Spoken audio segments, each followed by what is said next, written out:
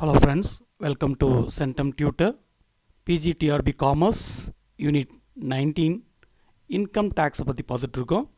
இதில் Heads of Income அதாவது சேலரியை பற்றி பார்க்க போகிறோம். Test number 4. ஃபஸ்ட்டு சில எக்ஸம்ஷன் பற்றி சார்ட்டை பார்த்துடலாம். எக்ஸம்ஷன் ஆஃப் டெர்மினல் பெனிஃபிட்ஸ், அதாவது ஒரு பர்சன் ரிட்டையர் ஆகும்போது, ஜாப்லேருந்து ரிட்டையர் ஆகும்போது அவருக்கு கிடைக்கக்கூடிய benefit, that is called terminal benefits. அதில் வந்து கிராஜுவிட்டி, அதாவது செக்ஷன் 10(10)ல் இதை பற்றி எக்ஸ்பிளைன் பண்ணியிருக்காங்க. இதில் எந்த டைப் கேட்டகரிக்கு எவ்வளவு டாக்ஸபிலிட்டி இருக்கும், இல்லைனா எக்ஸம்ஷன் இருக்கும் அண்டர் செக்ஷன் 10 பிரகாரம் அப்படின்னு பார்க்க போகிறோம். ஃபஸ்ட்டு கேட்டகரி பாருங்கள், central government employees or members of civil services or local authority employees extra. ஜென்ரலாக இது வந்து கவர்மெண்ட் எம்ப்ளாயீஸ் அப்படின்னு வச்சுக்கலாம். கவர்மெண்ட் செக்டரில் ஒர்க் பண்ணக்கூடிய நபர்களுக்கு இந்த கிராஜுவிட்டி வந்து ஃபுல்லி எக்ஸம்டட் அண்டர் செக்ஷன் 10(10)(1) பிரகாரம் ஃபுல்லி எக்ஸம்டட். அதுக்கு எந்தவித டேக்ஸும் பே பண்ண வேண்டிய அவசியம் கிடையாது. அதே நான் கவர்மெண்ட் எம்ப்ளாயீஸ், அதாவது அதர் எம்ப்ளாயீஸுக்கு ரெண்டு கண்டிஷன்ஸ் இருக்குது, ரெண்டு இது இருக்குது. இதில் எது லீஸ்ட்டாக இருக்கோ அதை எடுத்துக்கலாம்.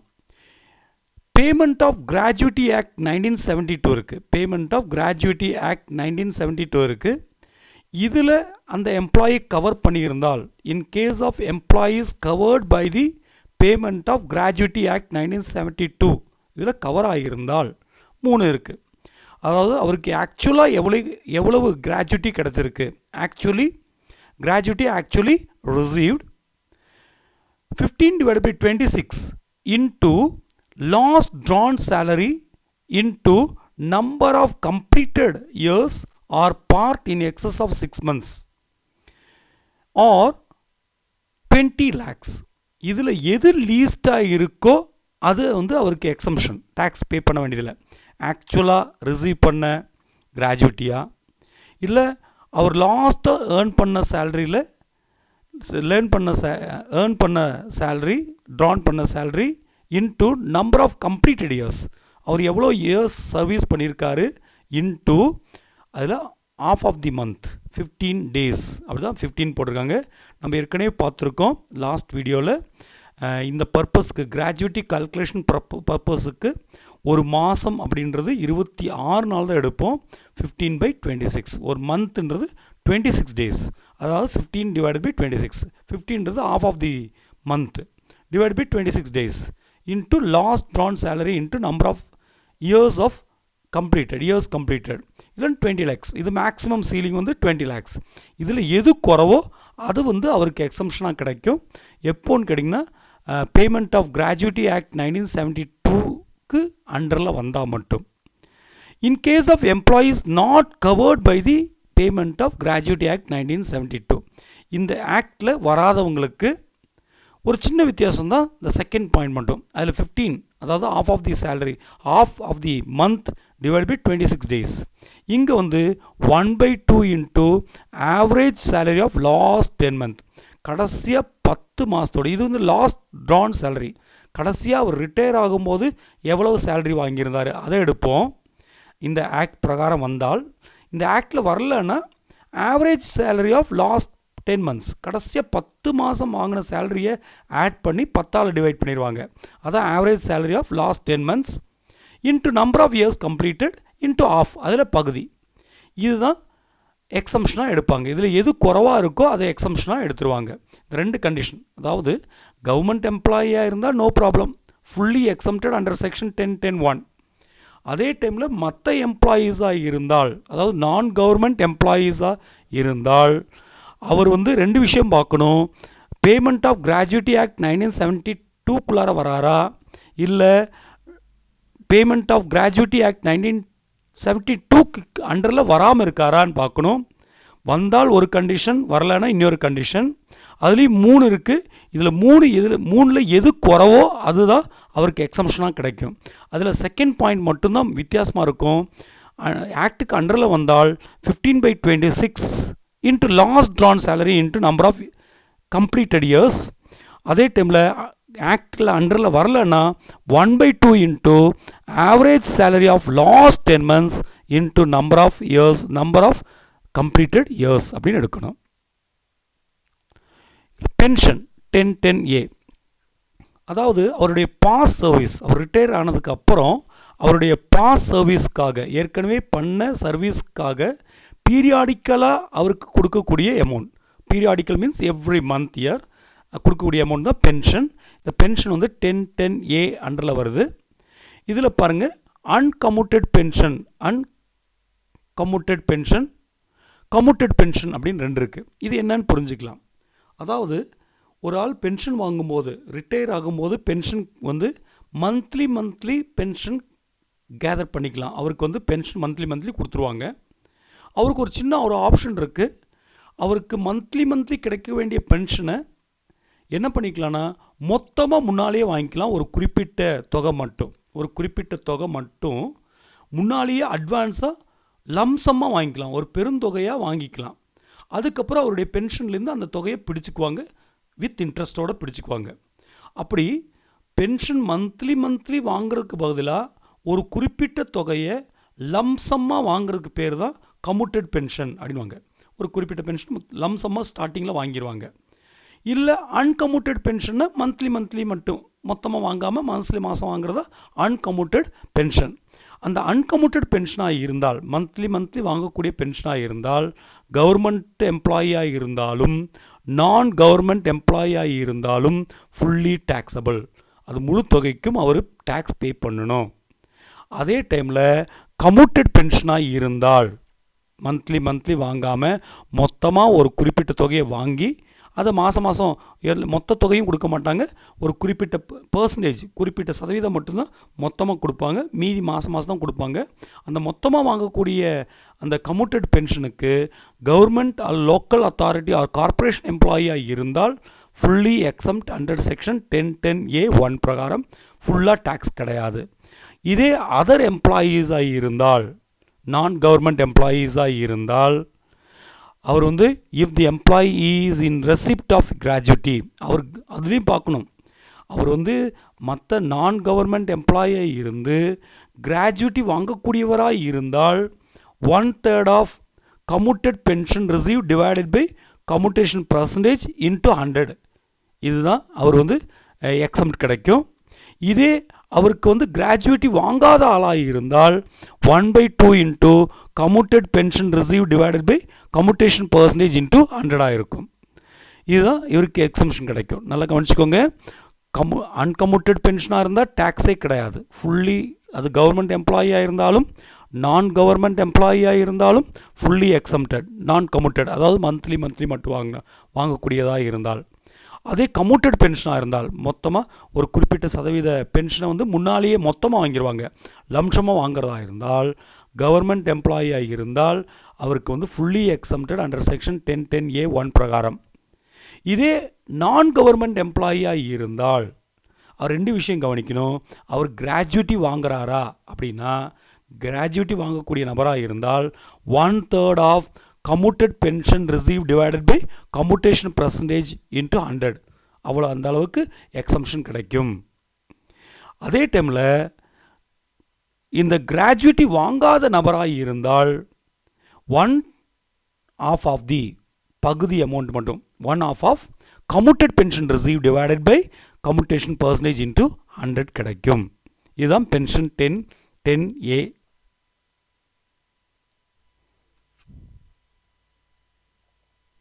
Question number 1. The value of rent-free accommodation, a house owned by employer in case of non-government employees with about 25 lakhs population is dash of employees salary. இப்போ வந்து ஒரு ரெண்ட் ஃப்ரீ அகாமடேஷன் பர்க்யூசிட்ஸ், அதாவது நான் மானிட்ரி ஃபெசிலிட்டிஸ் அவைல் பண்ணுறாங்க. ஒரு நான் government எம்ப்ளாயிக்கு அதோடைய employer ஒரு ஃப்ரீயாக ஒரு வீடு கொடுத்துருக்காரு. டேக்ஸ் பர்பஸுக்கு அதோடய வேல்யூ கால்குலேட் பண்ணுவோம். அது டிஃப்ரெண்ட் கண்டிஷன்ஸ் இருக்குது. 25 lakh பாப்புலேஷன் மேலே இருந்தால் எப்படி கால்குலேட் பண்ணுவாங்க? எம்ப்ளாயியோடைய சேலரியில் எத்தனை பர்சன்டேஜ் அந்த ரெண்ட் ஃப்ரீ அக்காமடேஷனோட வேல்யூவாக கால்குலேட் பண்ணுவாங்கன்னு கொஸ்டின் கேட்டிருக்காங்க. 10%, 15%, 7.5%, 20% அப்படின்னு கேட்டிருக்காங்க. Answer is 15%. அதாவது அந்த எம்ப்ளாயியோடைய சேலரியில் 15% தான் அந்த ரெண்ட் ஃப்ரீ அக்காமடேஷனுடைய வேல்யூவாக கால்குலேட் பண்ணுவாங்க. இஃப் இ இஸ் இன் நான் கவர்மெண்ட் எம்ப்ளாயியாக இருந்து 25 லட்சத்துக்கு மேலே பாப்புலேஷன் இருக்கக்கூடிய ஒரு இடமா இருந்தால் அவருடைய சேலரியில் 15% தான் வேல்யூ ஆஃப் ரெண்ட் ஃப்ரீ அக்காமடேஷனாக கால்குலேட் பண்ணுவாங்க. Second question, the value of rent free accommodation in case of government employee shall be taxable up to, பாருங்க, இதே கவர்மெண்ட் எம்ப்ளாயாக இருந்தால் அந்த ரெண்ட் ஃப்ரீ அக்காமடேஷனுக்கு எவ்வளோ வேல்யூ கால்குலேட் பண்ணுவாங்க கேட்டிருக்காங்க. 15% of employees salary, 7.5% of employees salary, license fee fixed by government, 10% of employees salary ன்னு கேட்டிருக்காங்க. இதே நான் கவர்மெண்ட் எம்ப்ளாயாக இருந்தால் சர்டன் பர்சன்டேஜ் இருக்குது. பட் கவர்மெண்ட் எம்ப்ளாயாக இருந்தால் கவர்மெண்ட் ஆல்ரெடி ஃபிக்ஸ் பண்ணியிருக்கோம். That is call licence fee fixed by government. Question number 3, employer's contribution to recognized provident fund is exempted up to dash of salary. ஒரு எம்ப்ளாயர்ஸோடைய contribution, பணி அமர்த்துபவருடைய பங்களிப்பு recognised provident ஃபண்டுக்கு எவ்வளோ percentage, ஒரு ஆளுடைய சேலரியில் எத்தனை பர்சன்டேஜ் வரைக்கும் exemption கிடைக்கும் அப்படின்னு கேட்டிருக்காங்க. ஸோ 12% வரைக்கும் எக்ஸம்ஷன் கிடைக்கும். 12% மேலே போனால் மட்டும்தான் எம்ப்ளாயி வந்து அந்த அமௌண்ட்டுக்கு டேக்ஸ் பே பண்ணும். 12% வரைக்கும் எம்ப்ளாயருடைய கான்ட்ரிபியூஷனுக்கு எக்ஸம்ஷன் இருக்குது. Question number 4, medical reimbursement is exempt up to dash if treatment is done in a private hospital. ஒரு நபர் வந்து ப்ரைவேட் ஹாஸ்பிட்டலில் ட்ரீட்மெண்ட் பண்ணுறாரு. அவர் செய்யக்கூடிய செலவு வந்து அந்த எம்ப்ளாயர் வந்து ரீஇம்பர்ஸ் பண்ணிடுவார், திரும்ப கொடுத்துருவார். அப்படி கொடுக்கும்பொழுது எந்த அமௌண்ட் வரைக்கும் அவருக்கு எக்ஸம்ஷன் கிடைக்கும், டேக்ஸ்லேருந்து எக்ஸம்ஷன் கிடைக்கும்? ₹5,000, ₹10,000, ₹15,000, ₹50,000 கேட்டிருக்காங்க. ஸோ எந்த அமௌண்ட் வரைக்கும் கிடைக்கும்னா ₹15,000 வரைக்கும் அவருக்கு எக்ஸம்ஷன், டேக்ஸ் எக்ஸம்ஷன் கிடைக்கும். அது மெடிக்கல் ரீஎம்பர்ஸ்மெண்ட்டுக்கு ப்ரைவேட் ஹாஸ்பிட்டலில் ட்ரீட்மெண்ட் எடுத்திருந்தால். Question number 5, the payment of gratuity act came into force in dash. நம்ம ஏற்கனவே பார்த்தோம். கிராஜுவிட்டி பற்றி பார்க்கும்போது இந்த gratuity payment of gratuity act இது பிரகாரம் இருந்தால் இது பிரகாரம் இல்லைன்னா அப்படின்லாம் பார்த்தோம். The payment of gratuity act came into force in 1972. Question number 6, the assessee can claim relief under dash for arrears or advance salary. Advance சேலரிக்கோ இல்லை அரியர்ஸ் சேலரிக்கோ ரிலீஃபை அவர் கிளைம் பண்ண முடியும். அசஸ்ஸி வந்து அதுக்கான ரிலீஃபை கிளைம் பண்ண முடியும். எந்த செக்ஷன் பிரகாரம்? 89(1), 89(2), 89(3), 89(4) கேட்டிருக்காங்க. ஸோ அட்வான்ஸ் சேலரி அரியர்ஸுக்கு ரிலீஃப் கிளைம் பண்ணக்கூடிய செக்ஷன் வந்துட்டு 89(1). 89(1).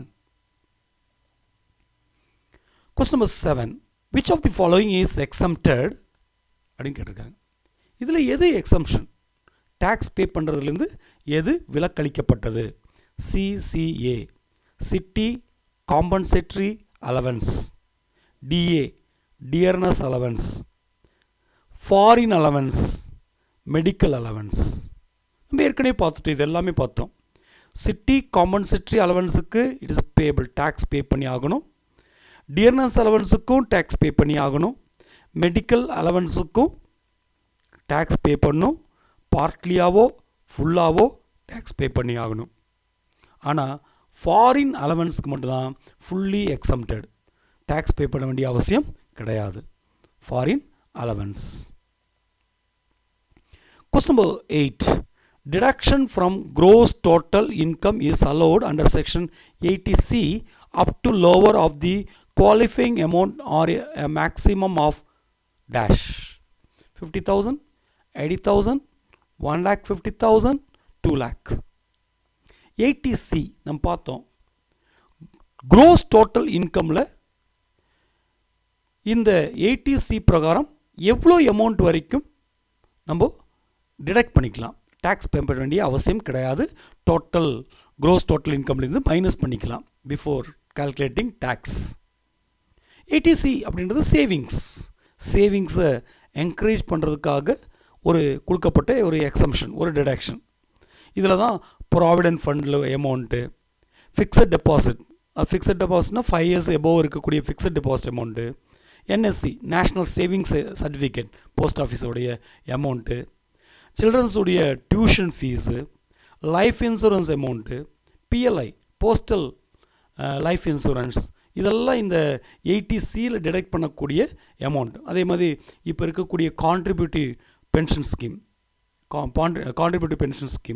இந்த அமௌண்ட் எல்லாம் இதில் டிடக்ட் பண்ணிக்கலாம்.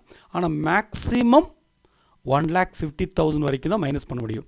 இதுக்கு கீழே இருக்கலாம், மைனஸ் பண்ணிக்கலாம். இல்லை 1,50,000 வரைக்கும் தான் மைனஸ் பண்ண முடியும். அதான் lower the qualifying amount or a maximum of 1,50,000. Ninth question, the salary, remuneration or compensation received by the partners is taxable under the head. பாருங்க, salary ஊதியம், remuneration அப்படின்றது உழைப்பூதியம், ஆர் காம்பன்சேஷன் நஷ்ட ஈடு, received by the partner. இங்கே கவனிக்கணும், partner அந்த ஸ்தாபனத்தோடைய one of the owner partner is taxable under the head.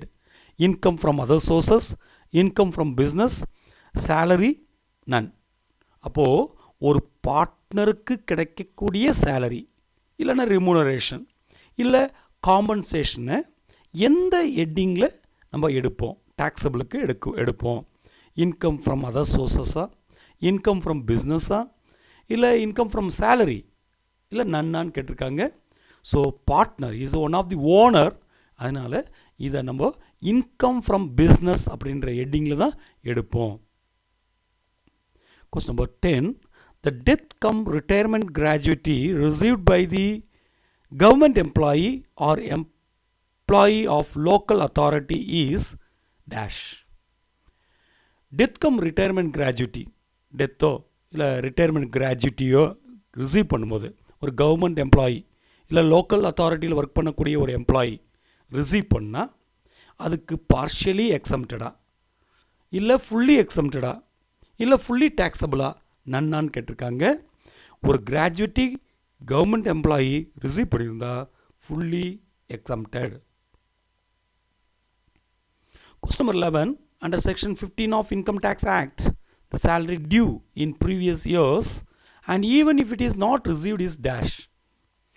Section 15 பிரகாரம் இன்கம் டேக்ஸ் ஆக்டில் இருக்கக்கூடிய செக்ஷன் 15 பிரகாரம் ப்ரீவியஸ் இயர்ஸில் கிடைக்க வேண்டிய சேலரி இன்னும் கிடைக்காமல் இருந்தால் கூட அதுக்கு அந்த அமௌண்ட் டேக்ஸபிளா, நாட் டேக்ஸபிளா, எக்ஸம்டடா, நன்னான்னு கேட்டிருக்காங்க.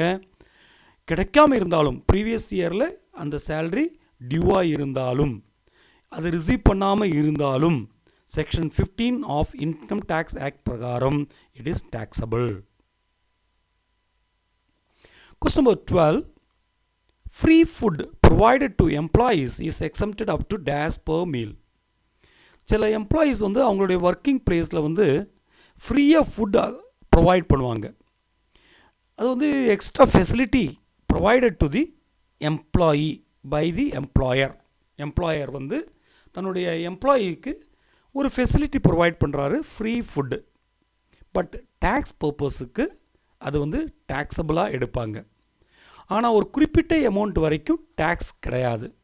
அதாவது பர் மீலுக்கு, அதாவது ஒரு மீலுக்கு 50 ரூபா கணக்கு வச்சுருவாங்க. இந்த 50 ரூபா வரைக்கும் அவருக்கு எக்ஸம்ஷன். அதாவது ஒரு வருஷத்தில் 300 நாள்னு கணக்கு எடுத்துருவாங்க. இந்த பர்பஸுக்கு keep it in your mind.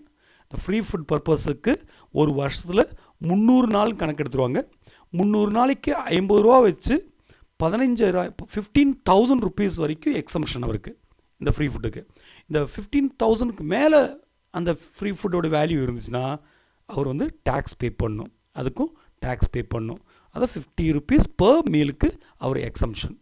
அவர் ஒரு டோட்டல் இயரில் வந்து 300 டேஸ்க்கு மட்டும்தான் இந்த எக்ஸம்ஷன் கிடைக்கும். அதாவது 15,000 rupees வரைக்கும் தான் இந்த எக்ஸம்ஷன் கிடைக்கும்.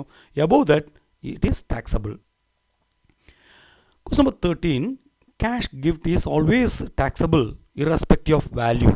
அதுக்கு பாருங்க, கேஷ் கிஃப்ட் யார்கிட்டயாச்சும் கேஷாக கிஃப்ட்டு நம்ம வாங்கியிருந்தால் அது வந்து என்ன வேல்யூன்னெல்லாம் கிடையாது, அதுக்கு மொத்தத்துக்கும் டேக்ஸ் பே பண்ணும்.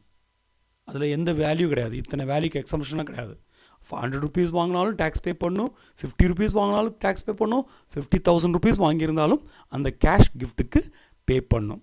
அவவர் அப்படி இருந்தால் கூட gift in kind is not taxable below rupees how muchன்னு கேட்டிருக்காங்க.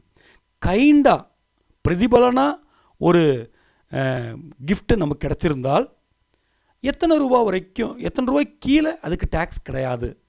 5,000, 6,000, 7,000, 10,000 கேட்டிருக்காங்க. 5,000 அந்த கிஃப்ட்டு வந்து கைண்டாக ரிசீவ் பண்ணும்போது 5,000க்கு கீழே இருந்தால் டேக்ஸ் கிடையாது. 5,000க்கு கீழே இருந்தால் டேக்ஸ் கிடையாது. இங்கே தான் முக்கியமான ஒரு பாயிண்ட் இருக்குது. நெக்ஸ்ட் கொஸ்டின் பார்க்கலாம். ஆனால் கேஷாக கிஃப்டை ரிசீவ் பண்ணியிருந்தால் அதுக்கு என்ன வேல்யூனாலாம் கணக்கு கிடையாது, மொத்த அமௌண்ட்டுக்கும் டேக்ஸ் பே பண்ணும். ஆனால் கைண்டாக ரிசீவ் பண்ணியிருந்தால் அந்த அமௌண்ட்டு, அந்த கிஃப்டோட மதிப்பு 5,000க்கு கீழே இருந்தால் டேக்ஸ் பே பண்ண வேண்டாம், இட் இஸ் எக்ஸம்டட். இங்கே கவனிக்க வேண்டியது பாருங்கள். ஒரு question, Mr Kumar received a gift in kind for the value of ₹6,000. What amount is taxable கேட்டிருக்காங்க. நம்ம ஏற்கனவே மேலே பார்த்தோம், கிஃப்ட்டை வந்து கைண்டாக வாங்கி அதோடைய வேல்யூ 5,000க்கு கீழே இருந்தால் நாட் டேக்ஸபிள், டேக்ஸ் பே பண்ண வேண்டியதில்லை. ஆனால் இங்கே பாருங்கள், குமார் எப்படி ரிசீவ் பண்ணியிருக்காரு பாருங்கள். கைண்டாக 6,000 rupees ரிசீவ் பண்ணியிருக்காரு. What is the amount is taxable கேட்டிருக்காங்க. 1,000, 5,000, 6,000 நன்னு கேட்டிருக்காங்க. இங்கே தான் அந்த ஆக்டில், இன்கம் டேக்ஸ் ஆக்டில் முக்கியமான ஒரு பாயிண்ட் சொல்லியிருக்காங்க. இந்த 5,000க்குள்ளே இருந்தால் அந்த 5,000க்குள்ளே இருக்கக்கூடிய மொத்த அமௌண்ட்டுக்கு டேக்ஸ் பே பண்ண வேண்டிய அவசியம் இல்லை. ஆனால் 5,000க்கு மேலே ₹1 அதிகமானாலும் அந்த மொத்த அமௌண்ட்டும் டேக்ஸபிள். 5,001 டேக்ஸபிள் தான். அப்போது இங்கே 6,000 rupees கிஃப்டாக இவர் வாங்கியிருக்காருன்னா அந்த 6,000 rupeesக்கும் டேக்ஸ் பே பண்ணணும். இதுதான் முக்கியம். இங்கே பாயிண்ட் பாருங்கள், 5,000க்குள்ளே இருந்தால் டேக்ஸே கிடையாது, 5,000க்கு மேலே போயிடுச்சுன்னா மொத்த அமௌண்ட்டுக்கும் டேக்ஸ் பே பண்ணணும். அப்போ இங்கே 6,000 rupees ரிசீவ் பண்ணியிருக்காரு, அப்போ 6,000 rupeesக்கும் டேக்ஸ் பே பண்ணணும், லிமிட் எல்லாம் கிடையாது. Question number 17, leave travel concession is explained as per section days. Leave travel கன்செஷனுக்கு எந்த செக்ஷனில் எக்ஸ்ப்ளனேஷன் கொடுத்துருக்காங்க? 10(1), 10(5), 10(10), 10(5)(a)வான்னு கேட்டிருக்காங்க. லீவ் ட்ராவல் கன்செஷனை பற்றி எக்ஸ்பிளைன் பண்ணுறது வந்து 10(5). Question number 18, domestic servants, sweepers, watchmen and gardener appointed by employee and salary paid or reimbursed by employer is taxable, fully taxable, partly taxable, fully exempted, none அப்படின்னு கேட்டிருக்காங்க. ஒரு employee, ஒரு ஊழியர் என்ன பண்ணுறாருன்னா, அவருடைய வீட்டுக்கு சர்வெண்ட் வச்சுக்கிறாரு, இல்லைனா ஸ்வீப்பர் வச்சுக்கிறாரு, இல்லைனா வாட்ச்மேன் ஆர் கார்டனர் வச்சுக்கிறாரு. அவர் அப்பாயின்ட் பண்ணுறாரு. அவங்களுக்கான சேலரியை எம்ப்ளாயர் கொடுத்துருவார், அவரை பணி அமர்த்தினவர் வந்து கொடுத்துருவார், இல்லைனா இவர் கொடுத்துருவார். அதுக்கப்புறம் அந்த எம்ப்ளாயர் அதை ரீஎம்பர்ஸ் பண்ணிடுவார். இந்த அமௌண்ட்டுக்கு ஃபுல்லி டேக்ஸபிளா, பார்ட்லி டேக்ஸபிளா, ஃபுல்லி எக்ஸம்டடான் இல்லை நன்னான்னு கேட்டிருக்காங்க. இது எம்ப்ளாயி அப்பாயின்மெண்ட் பண்ணி எம்ப்ளாயர் இதுக்கு அமௌண்ட் பே பண்ணியிருந்தால் அந்த அமௌண்ட்டுக்கு ஃபுல்லி டேக்ஸபிள், ஃபுல்லாக டேக்ஸ் பே பண்ணி ஆகணும். இது எக்ஸ்ட்ரா ஃபெசிலிட்டி, அவருக்கு கிடைக்கக்கூடிய நான் monetary facilities. It is also included in salary. So fully taxable. Question number 19, depreciation is computed at the rate dash on written down value, WDV, written down value for each completed year of usage of computers and electronic items. இப்போது சிலப்போ electronic ஐட்டத்தை computer electronic ஐட்டத்தை ஒரு employee கொடுத்துருப்பார் அவருடைய ஃபெசிலிட்டிக்காக. அதுக்கு வந்து depreciation calculate பண்ணணும். எவ்வளோ இன்கம் டேக்ஸ் ஆக்ட் 1961 பிரகாரம் எவ்வளோ டிப்ரிசியேஷன் கால்குலேட் பண்ணலாம். ஒரு கம்ப்யூட்டர் இல்லை எலக்ட்ரானிக் ஐட்டமாக இருந்தால் பொதுவாக வந்து written down income tax act பிரகாரம் ரிட்டர்ன் டவுன் வேல்யூ மெத்தடில் தான் டிப்ரிசியேஷன் கால்குலேட் பண்ணுவோம். இந்த மாதிரி கம்ப்யூட்டர் எலக்ட்ரானிக் ஐட்டம்ஸ் இருந்துச்சுன்னா எத்தனை பர்சன்டேஜ் டிப்ரிசியேஷன் கால்குலேட் பண்ணுவான்னு கேட்டிருக்காங்க. ஸோ ரிட்டர்ன் டவுன் வேல்யூ மெத்தடில் 50% வந்து டிப்ரிசியேஷனை கால்குலேட் பண்ணுவாங்க கம்ப்யூட்டர்ஸ் அண்ட் எலக்ட்ரானிக் ஐட்டத்துக்கு. Question number 20. Depreciation is computed at the rate dash on written down value for each completed year of usage of motor car. இதே motor காராக இருந்தால் எத்தனை பர்சன்டேஜை டிப்ரிசியேஷனை கால்குலேட் பண்ணுவாங்க as per income tax act 1961 பார்க்கும்போது 20%, 50%, 30%, 33% கேட்டிருக்காங்க. So it is 20%. மோட்டார் காருக்கு 20%. நல்லா கவனிங்க. கம்ப்யூட்டர் அண்ட் எலக்ட்ரானிக் டிவைசஸாக இருந்தால் 50% ரிட்டர்ன் டவுன் வேல்யூ மெத்தடில். இதே மோட்டார் காராக இருந்தால் 20%. வேறு எந்த ஐட்டமாக இருந்தாலும் 10%. வேறு எந்த ஐட்டமாக இருந்தாலும் வேறு எல்லா அசட்டுக்கும் 10% டிப்ரிசியேஷன் கால்குலேட் பண்ணுவாங்க. ஸோ தேங்க்யூ ஃபார் வாட்சிங் this video. Thank you for your support. So உங்களுடைய ப்ரிப்பரேஷனுக்கு என்னால் முடிஞ்ச அளவுக்கு நான் வந்து ஹெல்ப் பண்ணிகிட்ருக்கேன். நல்லா ப்ரிப்பேர் பண்ணுங்கள். உங்களுடைய ஒரே எய்ம் இந்த எக்ஸாமில் வின் பண்ணணும். So wish you all the best. Thank you for வாட்சிங் this video. Thank you very much.